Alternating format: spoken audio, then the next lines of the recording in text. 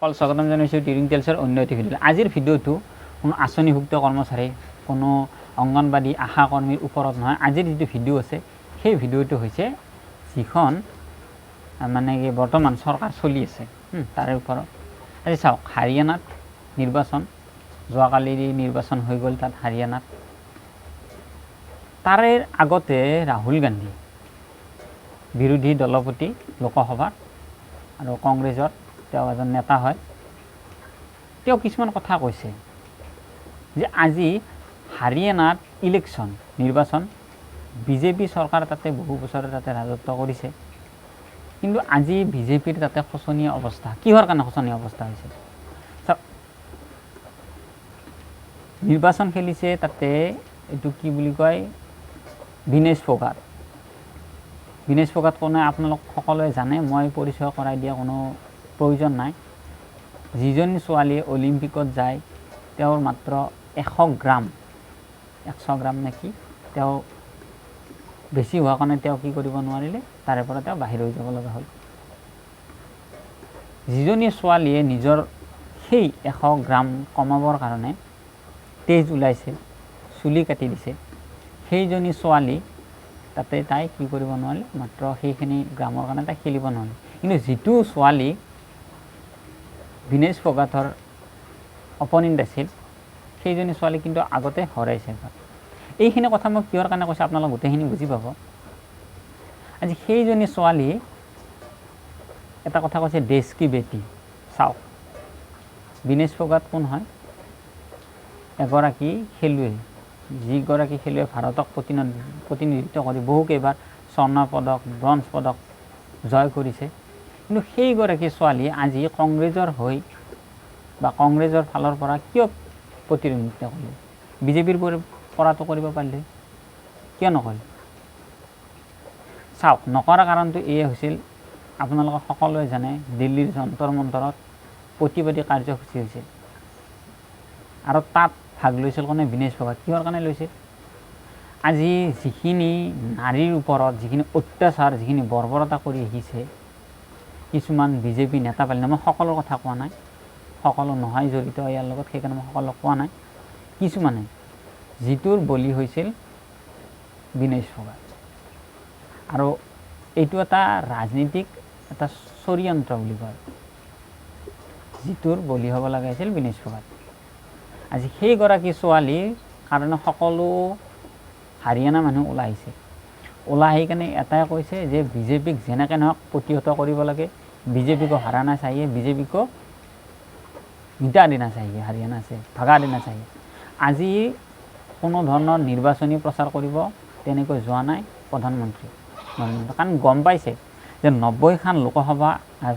90খন বিধানসভা চিট আৰু 10খন লোকসভা চিট, মানে 10খন লোকসভা আসন আৰু 90খন বিধানসভা আসন। কিন্তু এই 90খন যি বিধানসভা আসন আছে তাৰে পৰা 60ৰ পৰা 65খন পাব কংগ্ৰেছী।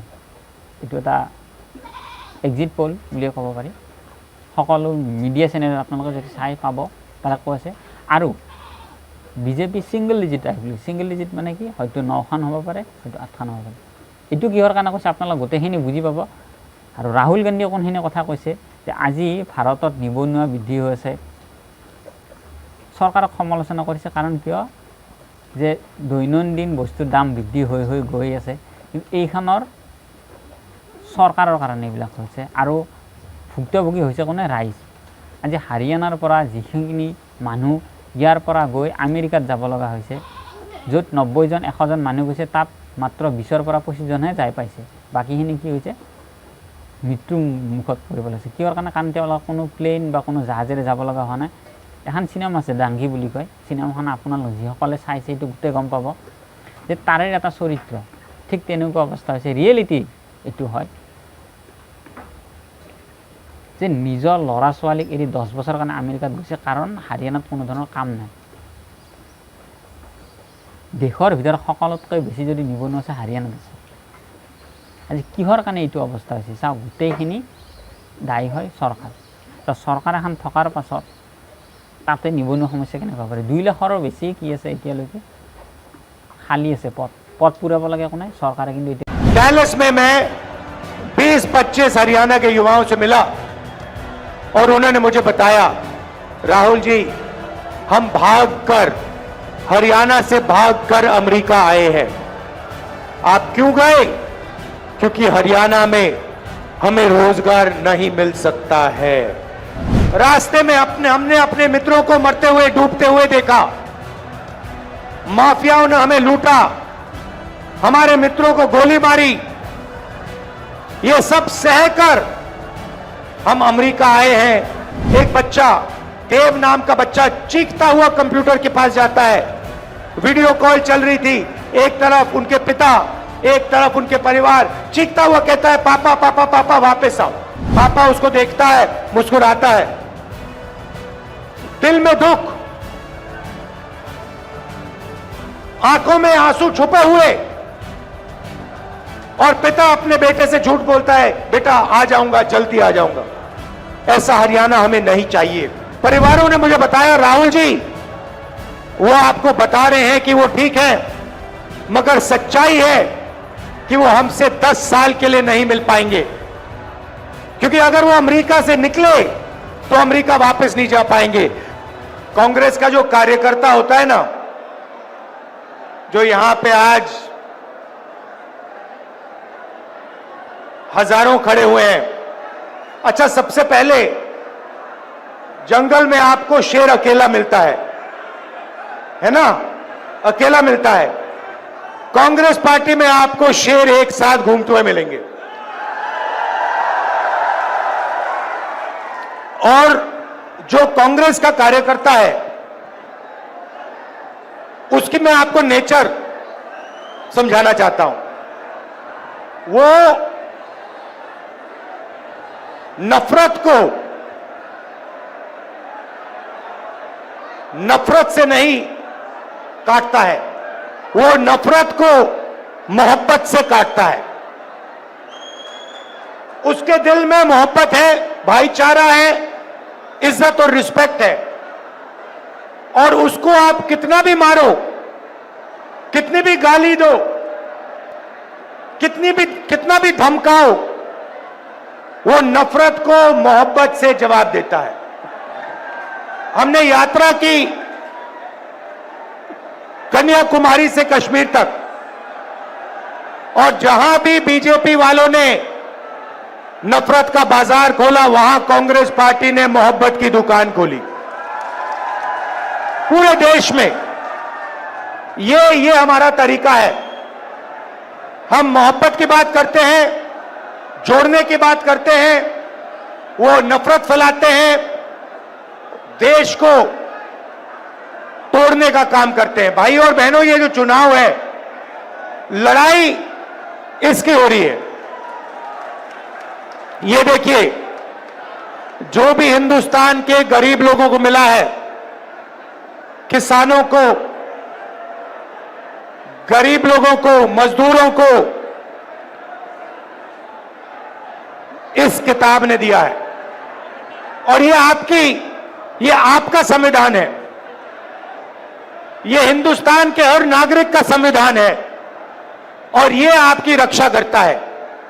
इस संविधान को, अंबेडकर जी के संविधान को, गांधी जी के संविधान को, आपके संविधान को बीजेपी और आरएसएस के लोग खत्म करने में लगे हुए हैं।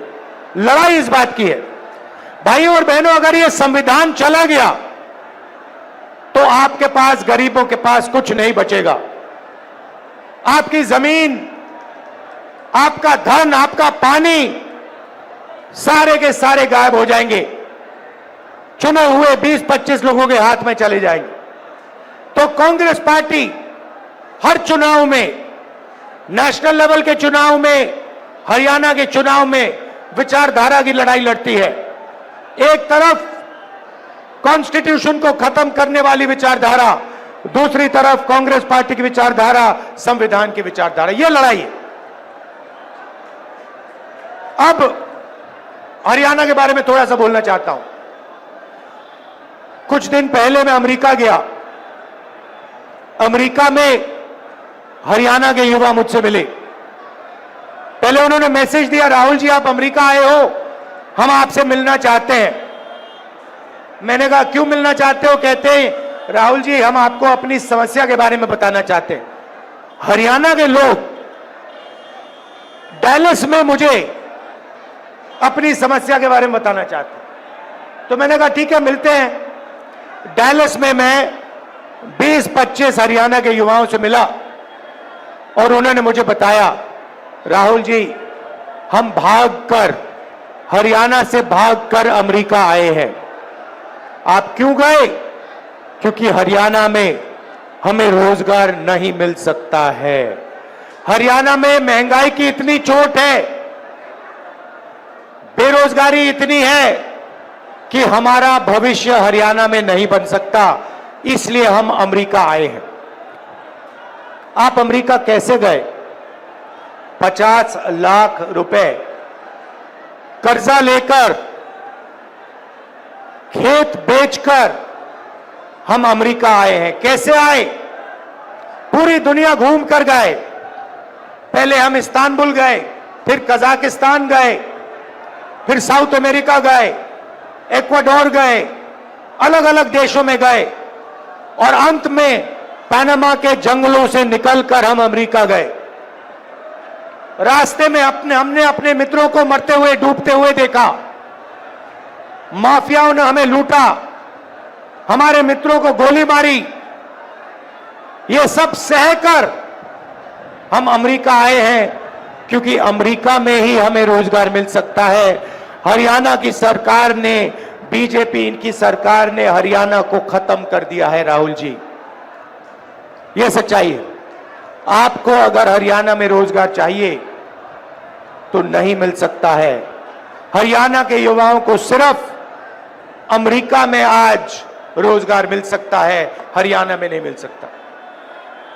बड़ी बड़ी बातें होती हैं। नरेंद्र मोदी जी विकास की बात करेंगे, इधर उधर की बात करेंगे, मगर अपने भाषणों में नरेंद्र मोदी ये नहीं समझा सकते कि हरियाणा बेरोजगारी की लिस्ट में पहले नंबर पर उन्होंने कैसे पहुंचाया, क्यों पहुंचाया, ये आपको कभी नहीं बताएंगे। भाई और बहनों, ये नरेंद्र मोदी जी की देन है। नरेंद्र मोदी जी अरबपतियों की सरकार चलाते हैं। 20-25 लोगों का उन्होंने 16 लाख करोड़ रुपया कर्जा माफ किया है। मैं आपसे पूछना चाहता हूं, हरियाणा के किसानों का कितना कर्जा माफ किया नरेंद्र मोदी ने? मजदूरों का कितना कर्जा माफ किया? गरीबों का कितना कर्जा माफ किया? नहीं। किसानों के लिए 3 काले कानून लाए।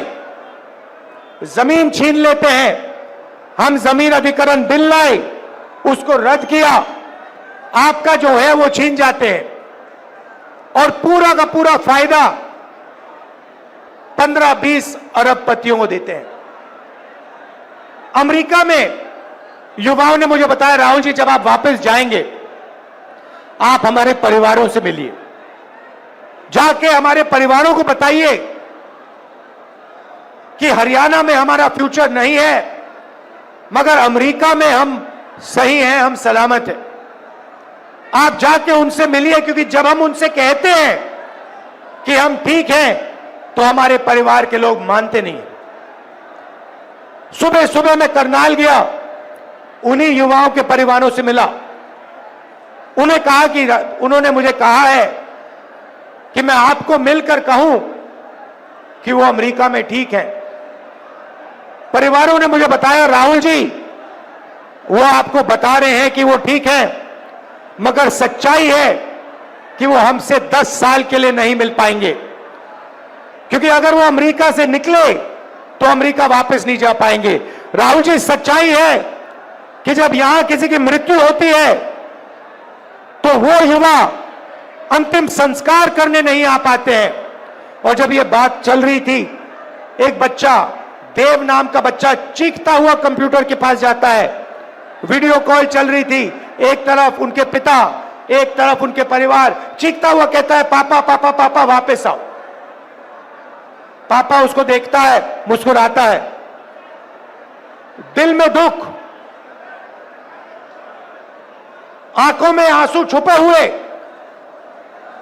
और पिता अपने बेटे से झूठ बोलता है, बेटा आ जाऊंगा, जल्दी आ जाऊंगा। ऐसा हरियाणा हमें नहीं चाहिए। ये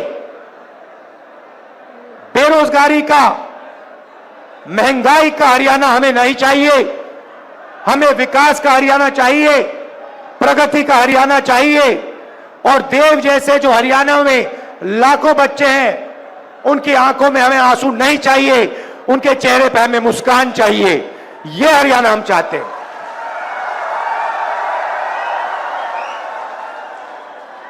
तो हो क्या रहा है भाइयों और बहनों? आपका धन आपके जेबों में से निकाला जा रहा है। पेट्रोल के दाम बढ़ते हैं, गैस सिलेंडर के दाम बढ़ते हैं, शिक्षा प्राइवेटाइज हो गई है, उसमें आप लाखों रुपए देते हो। स्वास्थ्य के लिए आपको ऑपरेशन की जरूरत पड़ती है, आपको लाखों रुपए देने पड़ते हैं। जितनी जीएसटी आप देते हो उतनी ही जीएसटी अंबानी देता है, अदानी देता है। यह हिंदुस्तान की सच्चाई है। गरीब लोगों के जेब में से पैसा निकलता है, अमीर लोगों के जेब में जाता है, और आपके जेब में पैसा नहीं आता है। इसीलिए हरियाणा की सरकार शुरुआत से ही गरीबों के जेब में पैसा डालने का काम शुरू करेगी। पहला काम, जैसे ही हमारी सरकार बनेगी, महिला शक्ति योजना 2000 रुपए हर महीने हरियाणा की महिलाओं के बैंक अकाउंट में खटाखट अंदर। आज आप 1200 रुपए का गैस सिलेंडर खरीदते हो, हरियाणा की सरकार बनेगी 500 रुपए का गैस सिलेंडर होगा, 700 रुपए खटाखट जेब के अंदर। सामाजिक सुरक्षा योजना, जो आपकी पुरानी पेंशन की स्कीम होती थी, उसको हम फिर से लागू करेंगे। ओपीएस हम आपको वापस देंगे, और 6000 रुपए पेंशन का बुजुर्गों के लिए, विधवाओं के लिए और डिसेबल्ड लोगों के लिए 6000 रुपए हर महीना आपके बैंक अकाउंट में डालेंगे। युवाओं को हरियाणा सरकार में जो 2 लाख रोजगार नरेंद्र मोदी और हरियाणा की सरकार ने खाली रखे हैं, उनको हम भर के आपको देने जा रहे हैं। और ये 2 लाख रोजगार जो मिलेंगे, ये हरियाणा के 36 बरादरियों को मिलेंगे। हर जात को, हर धर्म को ये रोजगार हम देंगे। न्याय के साथ, समानता के साथ ये रोजगार दिए जाएंगे। किसान को गारंटी करके हम एमएसपी देंगे, और जैसे ही आपको नुकसान होता है, वैसे ही आपको बैंक में बीमा का पैसा एकदम दिया जाएगा। गरीबों को 100 गज के प्लॉट और 3.5 लाख रुपए 2 बेडरूम के घर के लिए बैंक अकाउंट में दिया जाएगा। 300 यूनिट फ्री बिजली और 25 लाख रुपए हेल्थ इंश्योरेंस, जैसे हमने राजस्थान में किया, जो आप जानते हो। या राजस्थान में हमारी जो योजना थी, आप कोई भी ऑपरेशन, दिल का, किडनी का, पेट का, जो भी कैंसर हुए, उसका ऑपरेशन आप करवाना चाहो तो 25 लाख रुपए तक का ऑपरेशन आपको अस्पतालों में मिलेगा। तो ये कांग्रेस पार्टी करने जा रही है। भाइयों और बहनों, सबसे जरूरी बात, भाईचारा। ये लोग जहां भी जाते हैं, बीजेपी के लोग, आरएसएस के लोग नफरत फैलाते हैं। जहां भी जाते हैं, हर प्रदेश में जाते हैं, कहीं भाषा की बात करेंगे, कहीं धर्म की बात करेंगे, कहीं जात की बात करेंगे। नफरत को मिटाना है भाइयों और बहनों। हिंदुस्तान नफरत का देश नहीं है, हिंदुस्तान मोहब्बत का देश है। और यह आपने पूरे देश को दिखाया है कि यह देश नफरत का नहीं है, यह मोहब्बत की दुकान वाला देश है, नफरत के बाजार वाला देश नहीं है। और सबसे जरूरी बात जो हमने की है, हर मिनट हम करते हैं कि हम इन देश में नफरत को नहीं जीतने देंगे। इस देश में मोहब्बत जीतेगी, भाईचारा जीतेगा, एकता जीतेगी। भाइयों और बहनों, नफरत से देश कमजोर होता है, नफरत से दुख फैलता है, डर फैलता है। मोहब्बत ही नफरत की काट है। मोहब्बत से भाईचारा फैलता है, मोहब्बत से ही देश की प्रगति होती है। भाइयों और बहनों, आखिरी 3 बात आपको कहना चाहता हूं। सबसे पहले, लड़ाई कॉन्स्टिट्यूशन की है, संविधान की है, नफरत और मोहब्बत के बीच में लड़ाई है। हम मोहब्बत फैलाते हैं, वो नफरत फैलाते हैं। हम इसकी रक्षा करते हैं, संविधान की रक्षा करते हैं, अंबेडकर जी की संविधान की रक्षा करते हैं, वो इसे खत्म करते हैं।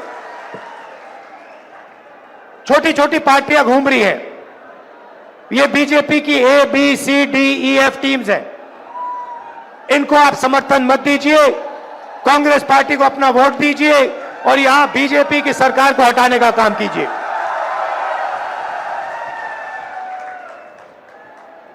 आखिरी बात, यहां हमारे किसान हैं, किसानों को धान का पैसा नहीं दिया गया है। जैसे ही हमारी सरकार बनेगी, वैसे ही उसी दिन हरियाणा के किसानों को धान का पैसा मिलना शुरू हो जाएगा और जल्दी से जल्दी हम गारंटी MSP किसानों को देंगे। अंत में फिर से दोहराना चाहता हूं, हमारे जो टाइगर हैं, कार्यकर्ता हैं, मोहब्बत की दुकान वाले जो कार्यकर्ता हैं, जो मुझे यहां दिख रहे हैं, शेर और शेरनियां, आप हमारी लड़ाई लड़ते हो, आप लाठी खाते हो, आप मार खाते हो, मगर आप पीछे कभी नहीं हटते हो। आप नफरत को मोहब्बत से काटते हो। इसके लिए मैं आपको दिल से धन्यवाद करना चाहता हूं। मैं जानता हूं क्योंकि मैंने भी इनकी गालियां खाई हैं, मैंने भी इनकी हिंसा देखी है, और जैसे आप नहीं डरते हो, वैसे मैं नहीं डरता हूं। आप मुझे शक्ति देते हो। आप ये समझो कि कांग्रेस का जो कार्यकर्ता है, ये देखिए, ये हमारा चिन्ह है, ये कांग्रेस पार्टी का चिन्ह है। इसका मतलब डरो मत, अभय मुद्रा। हम किसी से नहीं डरते हैं और आपकी शक्ति से मुझे शक्ति मिलती है। जो आप मोहब्बत देश में फैलाते हो, उसी कारण मैं मोहब्बत फैला पाता हूं, उसी कारण मैं खड़ा हो सकता हूं। तो मैं आपको दिल से धन्यवाद करता हूं। भाइयों और बहनों, यहां पे आपकी सरकार बनने जा रही है, कांग्रेस पार्टी की सरकार बनने जा रही है। हरियाणा ने निर्णय ले लिया है। पता नहीं आपने देखा नहीं देखा, पहले नरेंद्र मोदी 56 इंच छाती की बात करते थे, अब नरेंद्र मोदी का चेहरा बिल्कुल बदल गया है। अब कांग्रेस पार्टी की लहर आ रही है, हरियाणा में तूफान आ रहा है, और इसके बाद गरीबों की सरकार बनेगी, किसानों की सरकार बनेगी, नफरत की नहीं, मोहब्बत की सरकार बनेगी, और कोने कोने में मोहब्बत की दुकान खुलेगी।